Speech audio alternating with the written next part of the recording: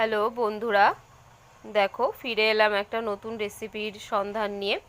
তো এটা হচ্ছে পালং শাকের পরোটা আর তার সঙ্গে হচ্ছে আলু চচ্চড়ি।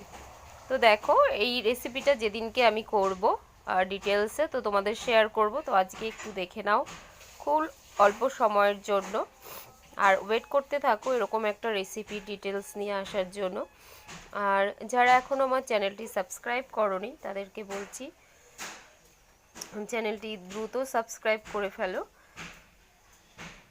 আর আপকামিং অনেক রান্না নিয়ে তোমাদের সঙ্গে শেয়ার করব। দেখো খেতে ভীষণ টেস্টফুল হয়েছে, ওই জন্য তোমাদের সঙ্গে শেয়ার করলাম। ভালো লাগলে লাইক কমেন্ট করতে ভুলো না।